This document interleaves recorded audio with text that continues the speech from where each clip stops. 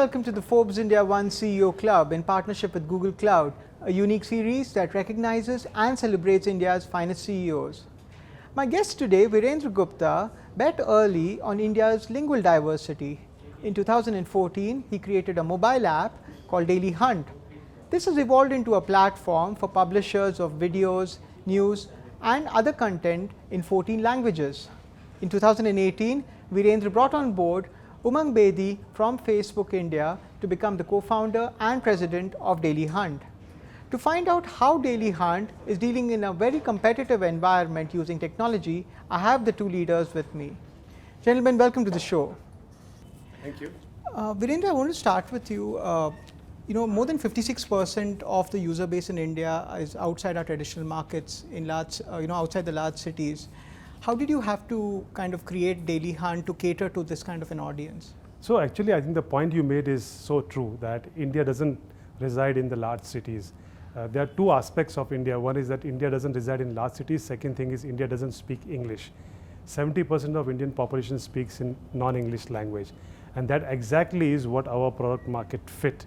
And that's what NewsHunt, which now is Daily Hunt, was built for. Our core thesis is that India consumes content in vernacular languages, which is non-English languages, and they reside in nook and corner of the country. We built an app which was catering to that segment, which was fully ignored at that point of time. And over a period of time, today we have 250 million monthly active users spending about 24 minutes a day on our platform. Umang, it's 2 years since you joined Daily Hunt, a very highly competitive environment. What are the challenges for a company that has that order of competition in India? So I think the first thing that I'd say is that just the partnership with Viru, right, like a real brother in arms, has been the foundation for us to make really big, bold pivots in our journey. The first pivot that we made was really redefine the mission of the company, where we said we want to be the largest digital media platform and an AI-driven content discovery environment that's helping consumers discover, consume, and socialize with content that's not just informational, which is news, but engaging and entertaining, right? Which is really multi-genre content. The second thing that we really set out to do was explode content supply. And the third was really making it discoverable and consumable by that audience by a big, large investment into AI and tech and a front end in terms of the user experience. There is a bit of seamlessness as far as the digital experience is concerned. How do you ensure customer stickiness? If both of you could take this question. Basically, eventually the customer stickiness comes from, at the end of it, customer doesn't care about what tech is behind what product. The customer stickiness comes from that he's able to get a content which he relates to and which he likes. Now, to do that across the depth and width of the country and across 14 languages, we went and explored the content supply. So we went from about 2,000 content creators to about 50,000 content creators on our platform. Those 50,000 content creators gave us content from nook and corner of the country.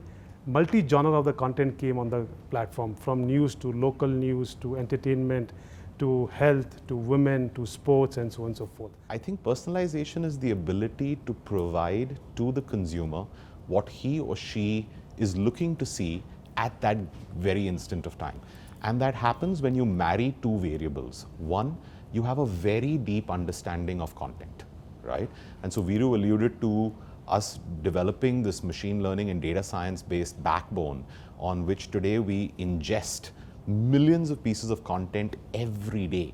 And we today have developed the largest machine learning, which has moved to deep learning, repository of the content. Okay. Virendra, what kind of technology elements have made this possible? You talked about AI and ML, but how long did it take for Daily Hunt to nuance this and make it into a strong platform? So I think if you ask, one of the biggest competitive advantage which Daily Hunt has above other platforms, both global and India, is their tech stack. And this tech stack includes two things. One is the engineering stack, another is the data science stack. Now, today, the amount of our systems have been architected to run at huge scale and to capture user signals in real time. We have thousands of servers, tens of thousands of CPUs, petabytes of RAM, and so on and so forth, which is enabling our IT infrastructure to deliver a feed in the real time. How does the platform behave during big incidents, like say if there's a national election happening or a World Cup match or something like that? Every single parameter of the system gets pressure tested under a stress scenario, right? And those stresses are great for the business because one, as Viru said, the entire tech backend that has been architected is in-house. Every single line of code is in-house. We run our own private cloud. So it's a virtuous cycle. Okay. And what these peaks do, they create new norms. After every peak, the goal is after a couple of months, the system actually stabilizes to that peak till we hit the next peak after that, right? True. So that's the way we think about the Okay. business. Virendra, are there any complications because there are multiple languages? Also networks in different parts of the country. So what kind of nuances come into play because of that? Actually, that's a good question, and this complexity is what creates differentiation of our business versus somebody else who's doing this. One is that each language has its own script. So rendering that font on a mobile phone itself was a big thing, and we solved that pretty early in the game. Second thing is each language has its own nuances in terms of its correlation of multiple words. So, typically when people start doing data science and machine learning, they'll break a sentence into separate words and try to correlate it. But if you don't understand the context of each word, you can't understand the essence or the emotion of a content. And there's a huge amount of complexity over there, which we have solved through supervised and unsupervised data learning.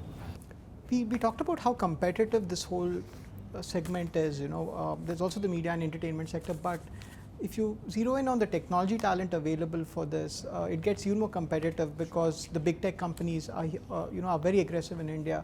What kind of challenges has this put on Daily Hunt? I think one, it's a challenge. The other is it's a huge opportunity. If you really want to have impact, if you want to drive a larger cause of serving Bharat, right, then this is the right place for you. If you're a problem solver, it's the right place for you. Virendra, Umang, many thanks for sharing your insights from the Daily Hunt journey. That was Virendra Gupta and Umang Bedi telling us about the role of technology in India's digital advertising industry. It brings us to the end of this episode of the Forbes India One CEO Club in partnership with Google Cloud. But do join me next time as I meet another CEO scripting a digital chapter for his company. Until next time, goodbye.